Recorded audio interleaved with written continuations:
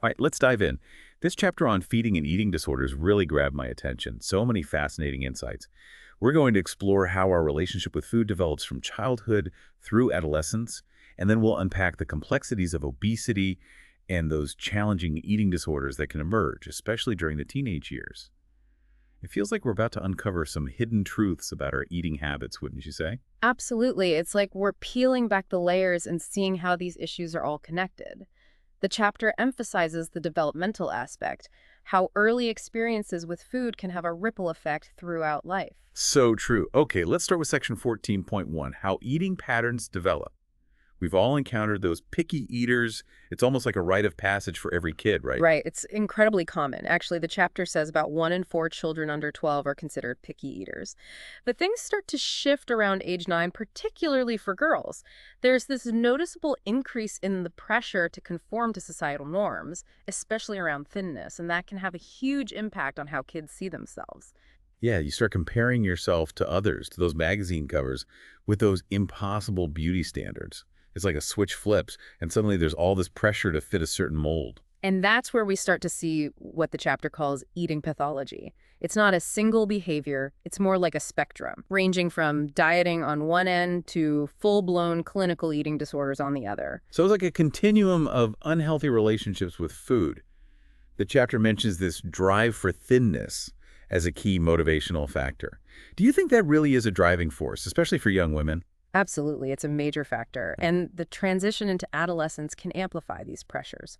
Puberty, social pressures, the whole dating scene, academic stress, it's a lot to juggle. And girls especially are going through these huge physical changes on top of it all. It can be really tough to cope with all the expectations swirling around body image during that time. No wonder so many teenagers, especially girls, turn to dieting. It seems almost inevitable in a way. I know I did. But the chapter also mentions that restrictive dieting can actually backfire and lead to overeating. Why is that? You'd think cutting back would lead to weight loss, right? Well, it can be more complicated than that. The chapter describes a phenomenon called false hope syndrome. You start a diet, maybe see some initial success and feel great about it, but then the weight loss plateaus and the disappointment sets in. You lose that sense of control, and before you know it, you're back to old habits, maybe even binging and purging to make up for it. It's like a vicious cycle. You're fighting against your own biology. Yeah. Speaking of biology, there's this whole set point concept that our bodies have a natural weight range that they try to defend. It seems like that makes it even tougher to lose weight and keep it off. Is that right? Exactly. Your metabolism adjusts to maintain that set point, which makes long-term weight loss quite challenging. And let's not forget about the role of growth, especially during adolescence.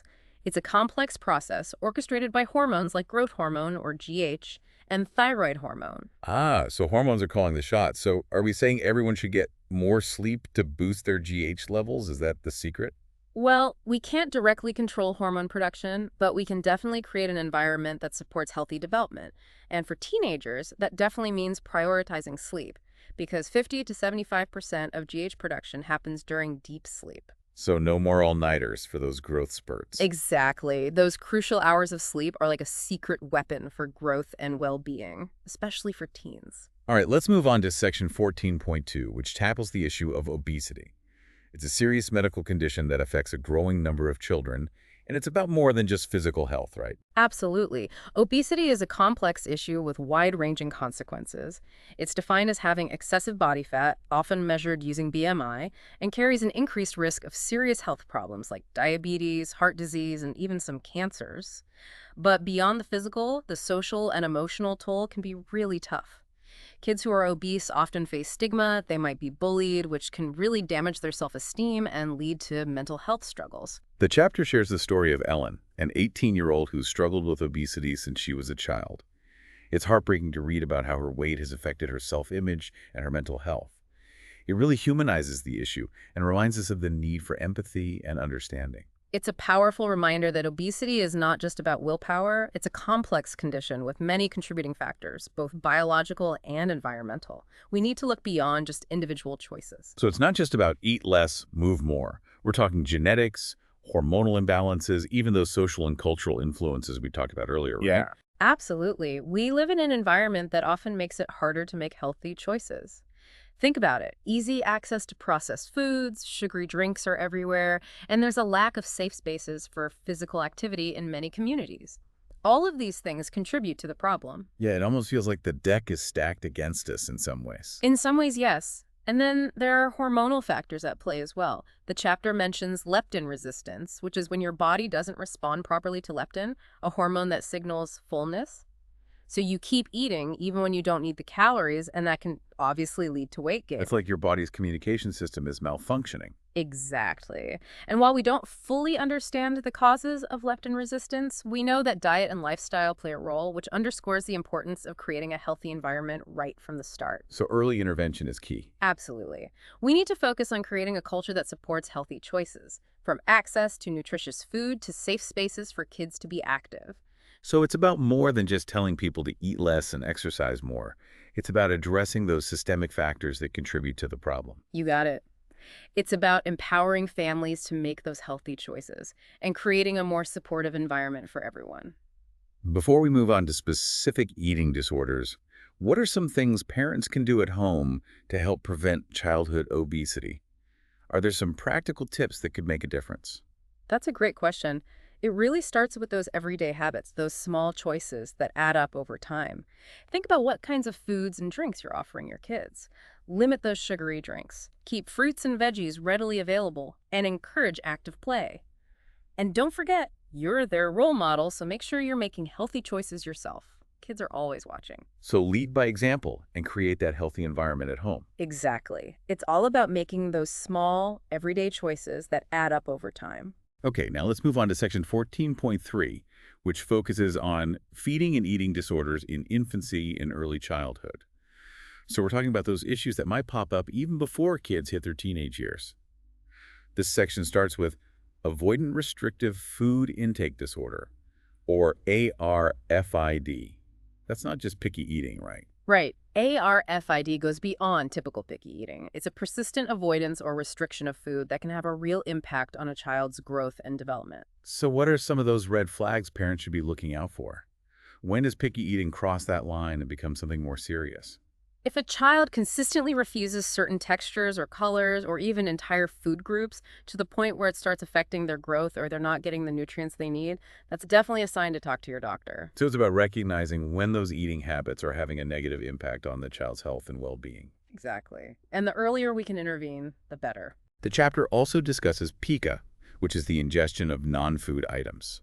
I mean, all toddlers explore the world by putting things in their mouth, right? So when does that become a concern? Right. Some mouthing behavior is totally normal for toddlers as they explore their environment. Pica becomes a problem when it persists beyond that typical developmental stage, beyond about a month or so, and when it involves things that are definitely not food. It could be anything from dirt and paint chips to hair or fabric. It's particularly worrisome if they're ingesting anything toxic.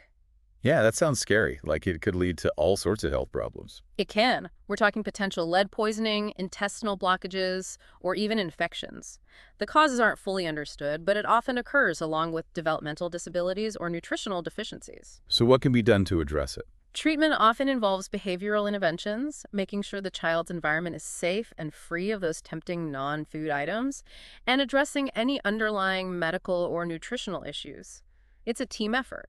It seems like early intervention is a recurring theme here. It really is. Addressing these issues as early as possible can make a world of difference. Okay, that brings us to section 14.4, which focuses on eating disorders of adolescence. This is where we get into those more well-known eating disorders like anorexia nervosa and bulimia nervosa.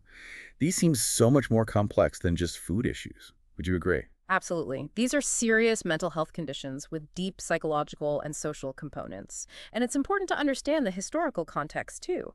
Our views on food, body image, and what's considered ideal have shifted dramatically over time. So it's all tied up in our cultural norms and expectations. Exactly. From extreme fasting in the past to today's obsession with thinness, our relationship with food has always been influenced by the society we live in. That makes sense. It seems like adolescence, with all those pressures and changes, is a prime time for these disorders to emerge. You're absolutely right. Think about it. Teens are grappling with puberty, social pressures, academic stress, and the constant bombardment of perfect bodies in the media. It's a recipe for anxiety and self-doubt. No wonder they're struggling.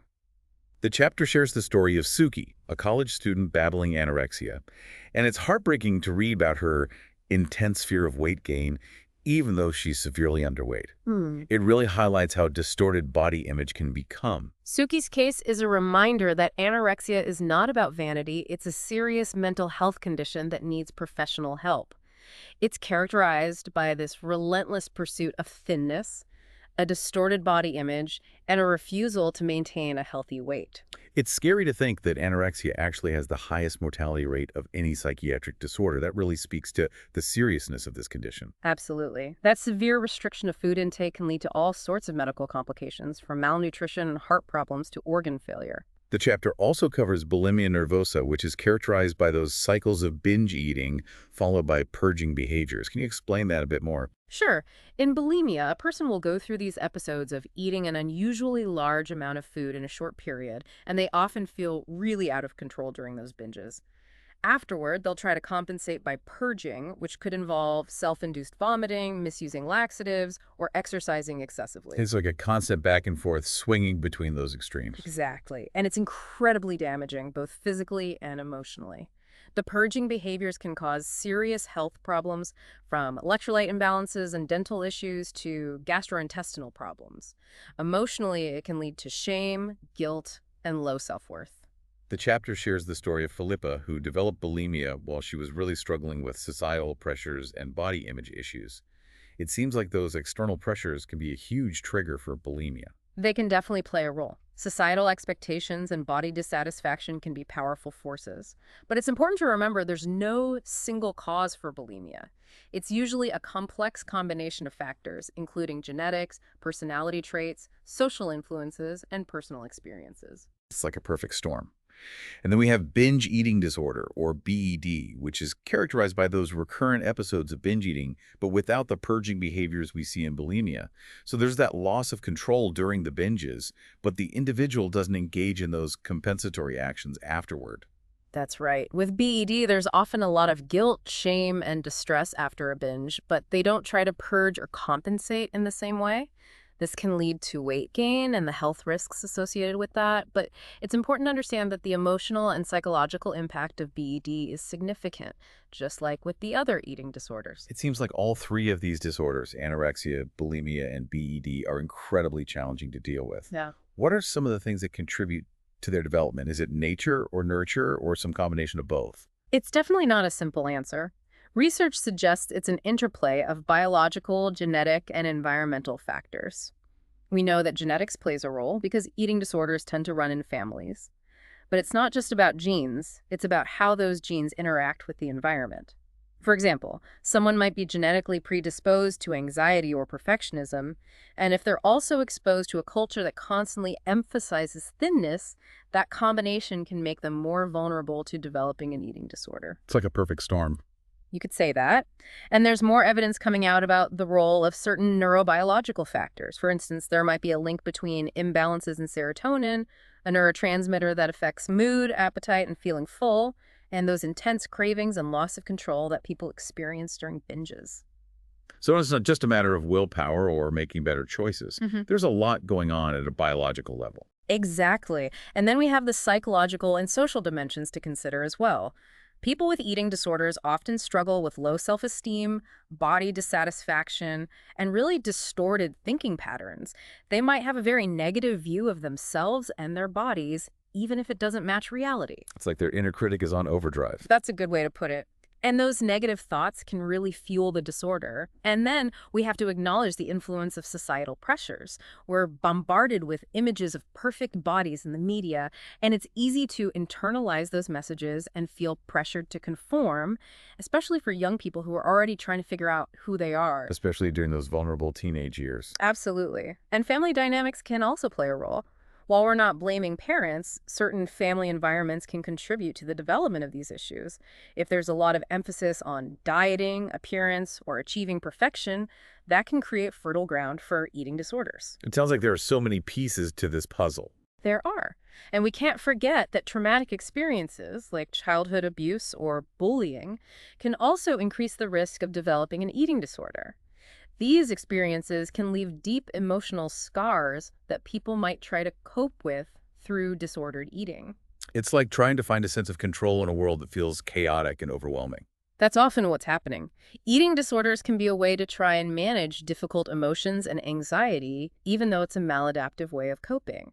That's why treatment needs to go beyond the surface and address those underlying emotional and psychological issues. So it's about getting to the root of the problem. Exactly. It's about helping people understand why they're engaging in these behaviors and giving them healthier tools to cope with the challenges of life. Makes sense. Before we delve into treatment options, are there any differences in how these eating disorders might present in men compared to women? That's a really important question. While eating disorders are often seen as primarily affecting women, men can and do develop these conditions too. However, they might present a little differently. For example, men might focus more on achieving a muscular physique rather than thinness, which can lead to excessive exercise or steroid use. They may also be less likely to admit to having an eating disorder or seek help due to the stigma surrounding these conditions, especially for men. So we need to be mindful that eating disorders can impact anyone, regardless of gender, and we need to be aware of the unique ways they might manifest in men. Absolutely. We need to break down those stereotypes and create a culture where everyone feels comfortable seeking help. This has been such an eye-opening discussion so far. Mhm. It's so clear that eating disorders are way more complex than just issues with food. They're deeply connected to our biology, our psychology, and the social pressures we face. You've got it. It's about understanding that intricate web of factors and approaching these conditions with empathy and a nuanced perspective. Now, let's dive into those treatment options. What are some of the evidence-based approaches that have shown promise in helping people recover from eating disorders? Well, there are a number of effective therapies available, and the best approach often depends on the individual's specific needs and what type of eating disorder they're struggling with. One that's widely used and has shown to be very effective, especially for adolescents with anorexia nervosa, is family-based treatment, or FBT. What's unique about FBT? Well, it recognizes that the family plays a crucial role in both the development and recovery process. Parents are empowered to take charge of their child's eating and weight restoration, of course, with guidance and support from a therapist. The goal is to help the young person regain a healthy weight and establish more normalized eating patterns, while also addressing any underlying family dynamics that might be contributing to the eating disorder. So it's a really collaborative approach. Exactly. It takes the pressure off the young person and creates a supportive environment for recovery. What about other therapies? What else has been shown to be effective? Another really powerful approach is cognitive behavioral therapy, or CBT. It's a widely used therapy for a range of mental health conditions, including eating disorders like bulimia, binge eating disorder, and even some cases of anorexia. How does CBT work, especially in the context of eating disorders? Well, it focuses on identifying and challenging those distorted thoughts and beliefs that contribute to disordered eating.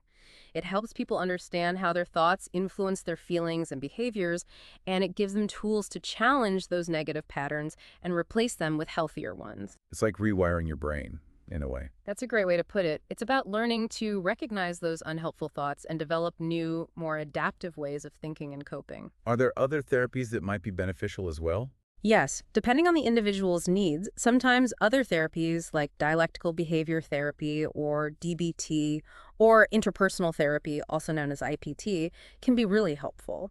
DBT focuses on developing emotional regulation skills and distress tolerance, which can be incredibly beneficial for people who struggle with bulimia or binge eating disorder.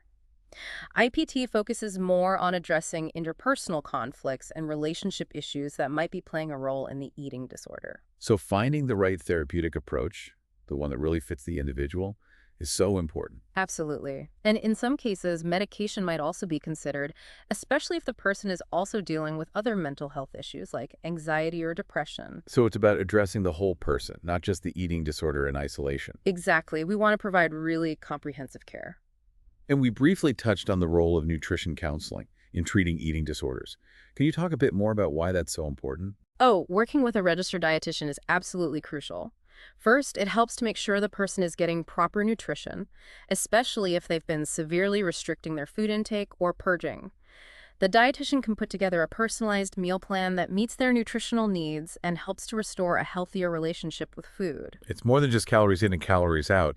It's about nourishing the body and the mind. Exactly. And a dietitian can also help to debunk those common myths and misconceptions about food that often fuel eating disorders. They can help the individual learn to make healthy choices without feeling anxious or guilty. So it's about education, support, and changing those unhealthy beliefs about food. You got it. It's about rediscovering the pleasure of eating and nourishing your body without those restrictive rules or obsessive thoughts that so often accompany eating disorders. It's about finding a sense of balance and peace with food. Exactly. Welcome back to our deep dive into feeding and eating disorders. I'm ready to keep going. Last time, we really dug into the complexities of these conditions, exploring how they develop and what makes them so challenging to address. Where do we go from here? Well, we left off talking about treatment, and I think it's a good place to pick up. You had asked about those factors that can influence how successful treatment is, which is an important aspect to consider. You mentioned early intervention and a person's motivation to change as being really important. Yeah. It sounds like the individual really needs to be an active participant in their own recovery, wouldn't you say? Oh, absolutely. It's a partnership, between the person, their support system, and the treatment team. Everyone has a vital role to play. And you also talked about the importance of having a strong support system, which makes perfect sense. I can't imagine how challenging it must be to recover from an eating disorder, so having people you can lean on must be a game changer. You're so right. Family, friends, support groups, they all contribute to creating a safe and encouraging space for healing. It's about feeling understood, not feeling alone in this journey. Speaking of support, what are some of the most effective therapies out there for treating eating disorders? We talked about a few last time, but maybe we could delve a little deeper into those. Of course. We touched on family-based treatment, or FBT, which has shown really promising results for adolescents with anorexia.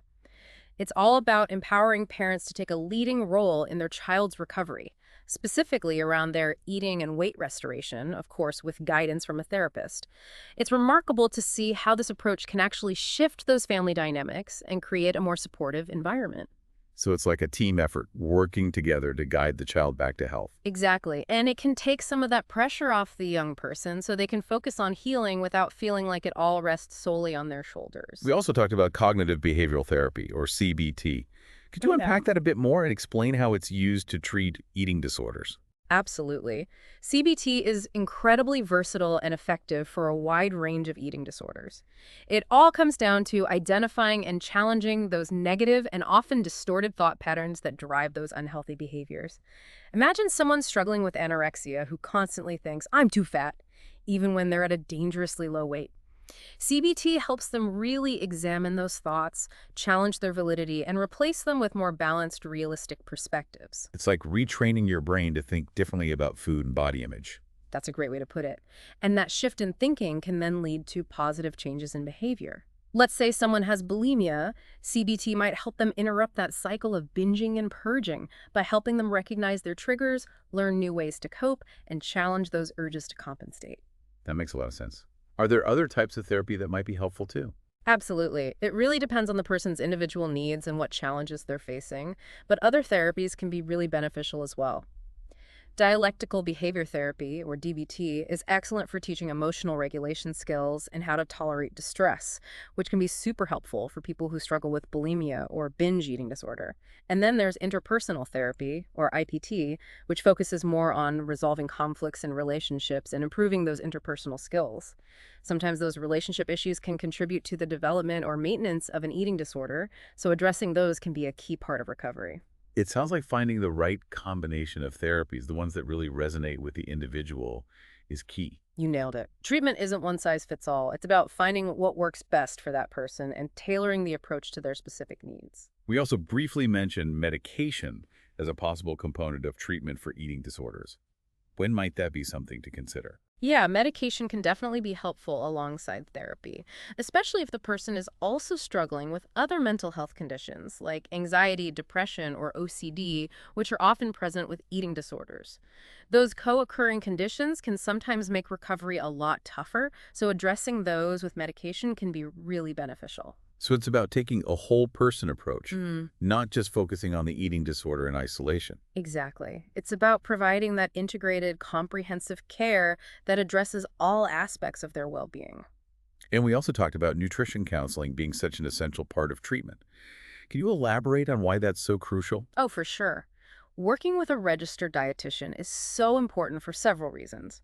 First, it helps to make sure the person is getting the nutrition they need, especially if they've been restricting their food intake a lot or purging. A dietitian can help create a meal plan that's tailored to their specific needs and addresses any nutritional deficiencies, basically helping to repair that relationship with food.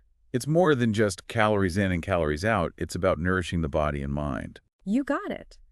And a good dietitian can also really help to dismantle those common myths and misconceptions about food that can really fuel these eating disorders. They can teach people how to make healthy choices without triggering anxiety or guilt. It's like a process of re-education and building a more positive relationship with food. That's exactly it. It's about breaking free from those rigid rules and fears surrounding food and embracing a more flexible and enjoyable approach to eating. So it's about creating a healthier and more sustainable relationship with food. Exactly. This has been a really helpful overview of treatment options. It's definitely encouraging to know that there are so many promising approaches out there. But what does that road to recovery actually look like? Is it a straight line? Or are there bumps along the way? What can people expect? That's a great question, and I think it's important to be realistic. Recovery from an eating disorder rarely follows a perfectly straight path. There will be ups and downs, challenges, and setbacks. It's a journey, and it requires patience, persistence, and a lot of self-compassion. It's not about striving for perfection. It's about making progress, one step at a time. You said it perfectly. It's about celebrating those small wins and learning from the stumbles. And I think it's important to remember that recovery is an ongoing process. Even after someone reaches a healthy weight and develops a more balanced relationship with food, there might still be lingering thoughts and behaviors that they need to work through. So it's about staying mindful, recognizing those potential triggers, and developing healthy coping strategies. Exactly. And building a strong support system that can offer guidance and encouragement is so valuable. Now, let's shift gears a bit and circle back to our discussion about obesity. We talked about those various causes and the impact it can have on both physical and emotional health. Yeah. But what can people actually do to address obesity? Is it all about diet and exercise, or are there other things to consider? Diet and exercise are definitely essential components of a healthy lifestyle, but it's really important to remember that obesity is a complex condition with multiple factors at play.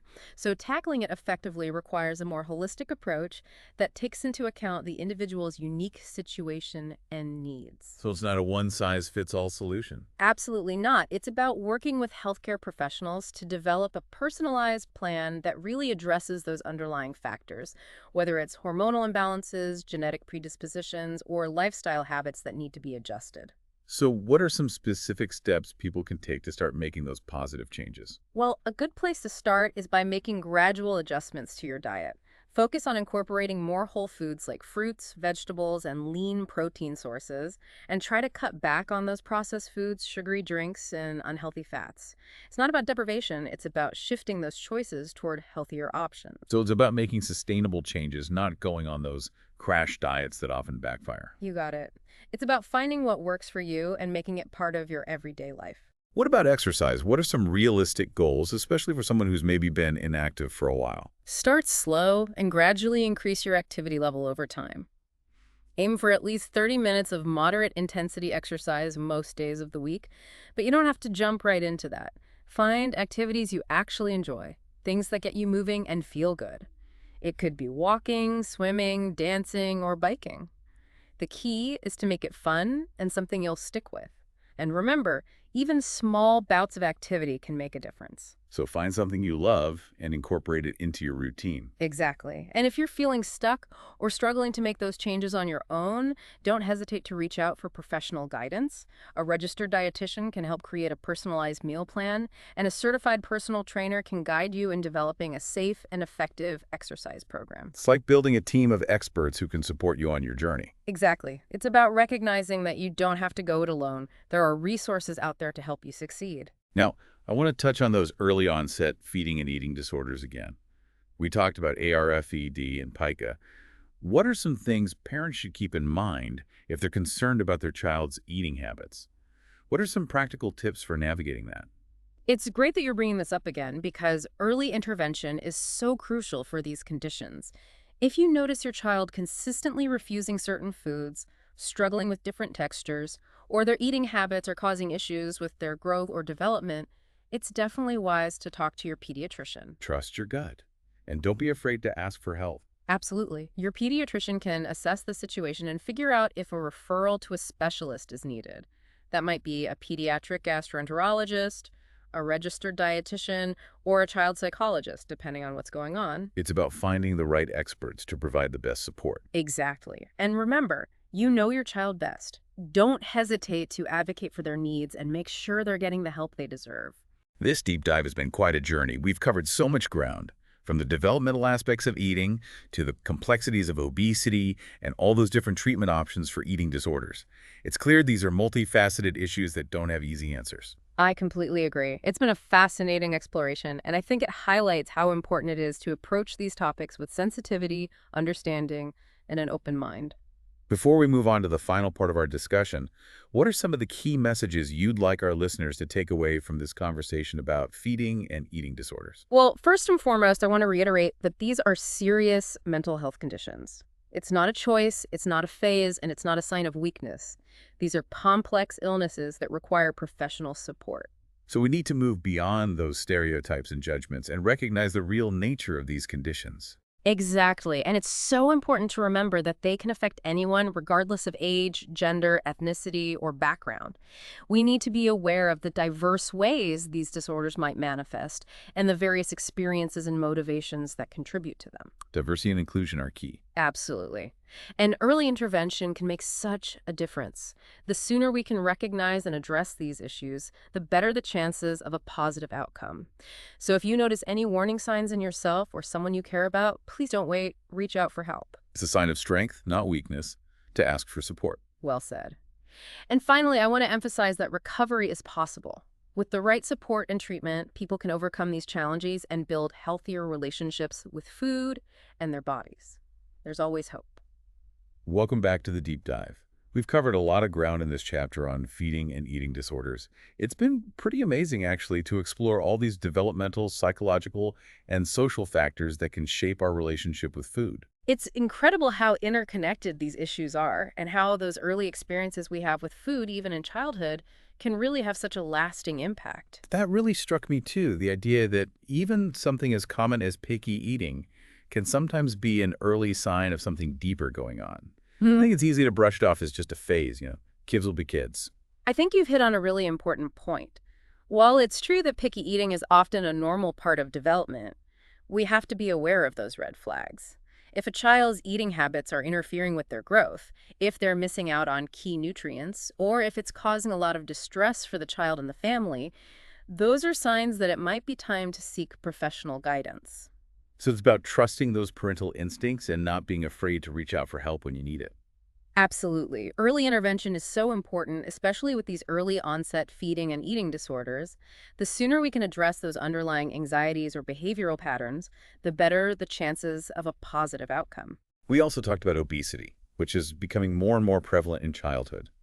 It's clear that it's not a simple matter of willpower or making better choices. There's so many factors involved, right? Biological, environmental, social, it's all intertwined. It's definitely multidimensional, and it needs a multifaceted approach. We can't just blame individuals and tell them to fix it on their own. We have to address those broader societal factors that contribute to unhealthy habits, like easy access to processed foods, the constant marketing of sugary drinks, and often a lack of safe, accessible places for kids to be physically active. It sounds like creating a healthier environment where those healthy choices are easier to make is key. It's crucial. It's about making those healthy choices more available and accessible for everyone. And that starts with education, awareness, and changing those societal norms that can sometimes make it harder to live a healthy lifestyle. Now, let's bring it back to those eating disorders that often emerge during adolescence: anorexia nervosa, bulimia nervosa, and binge eating disorder. These are serious mental health conditions with potentially life-altering consequences. They are, and it's important to understand that these conditions often go beyond just food and weight. They can be a manifestation of deeper emotional struggles, a distorted sense of body image, and a way of coping with difficult emotions and life challenges, even if it's not a healthy way of coping. It's like using food and controlling their weight as a way to try to manage those anxieties and feel more in control. Exactly. And that's why treatment needs to address those underlying psychological and emotional issues, not just focus on the surface behaviors. It's about helping individuals develop healthier coping mechanisms and a more positive relationship with themselves and their bodies. We talked about various therapies that have shown to be effective in treating eating disorders, like family-based treatment, cognitive behavioral therapy, dialectical behavior therapy, and interpersonal therapy. It seems like finding the right combination of therapies, the ones that really resonate with the individual, is essential for success. You're spot on. There's no cookie-cutter approach here. It's about understanding each person's unique challenges and working collaboratively with them to create a treatment plan that addresses their specific needs. And we also talked about the importance of nutrition counseling in the recovery process. It sounds like working with a registered dietitian is essential for helping people rebuild a healthy relationship with food and address any nutritional imbalances they might have. Absolutely. A dietitian can help to debunk those myths and misconceptions about food that can be so harmful, and they can guide people toward making healthier choices without all that anxiety and guilt that can sometimes come with eating. So it's about developing a more balanced and sustainable way of eating, one that nourishes the body and mind. That's the goal. It's about rediscovering the pleasure of eating and learning to fuel your body with kindness and without all those restrictive rules and obsessive thoughts. Now let's talk about the long-term implications of these conditions. Even after someone has recovered from an eating disorder, what are some of the ongoing challenges they might face? Well, recovery is a wonderful and incredibly hard-won accomplishment, but it's important to recognize that it can be an ongoing journey. Those body image concerns might linger, and those distorted thoughts about food and weight could resurface, especially during times of stress or major life transitions. So it's an ongoing process of self-awareness and learning to navigate those potential triggers in a healthy way. It is. It's a lifelong commitment to self-care and building resilience. And having a strong support system, people they can turn to for encouragement and understanding, can make all the difference. What about the physical health consequences? Can those be long-lasting? Sadly, yes. The physical damage caused by eating disorders, especially those involving severe restriction or purging behaviors, can have long-term health implications. Things like malnutrition, electrolyte imbalances, the strain on the digestive system from purging, all of that can affect different organ systems and potentially lead to chronic health problems down the road. It's a reminder of just how serious these conditions are and why getting help early is so important to minimize those potential long-term health risks. You're absolutely right. The sooner we intervene, the better the chances of preventing those more serious complications. This has been such an insightful and at times challenging deep dive. It's clear that these feeding and eating disorders are complex and nuanced, and the path to recovery isn't always easy or straightforward. But I think the most important message to leave our listeners with is one of hope. I wholeheartedly agree. Recovery is absolutely possible, and with the right support and treatment, people can overcome these challenges and build a fulfilling life. Early intervention is key, so if you're noticing any warning signs in yourself or someone you care about, don't hesitate to reach out for professional help. And remember, you're not alone in this. There are resources out there, people who understand and care. And it's okay to ask for support. It's a sign of strength, not weakness. Beautifully said. And let's all work together to create a more supportive and understanding environment for those who are struggling. We can challenge those harmful societal norms that contribute to disordered eating, promote body positivity and acceptance, and advocate for access to quality care for everyone who needs it. This deep dive has been incredibly insightful. Thank you for sharing your expertise and passion for this topic with us today. It's been an honor to learn from you. The pleasure has been all mine. Remember, knowledge is power. The more we understand about these issues, the better equipped we are to support ourselves, our loved ones, and make a positive impact in the world. And to our listeners, thank you for joining us on this journey of exploration. We encourage you to keep learning, keep asking questions, and be a voice of support and compassion for those who are struggling. Remember, you have the power to make a difference. Until next time, keep diving deep into the fascinating world of human behavior.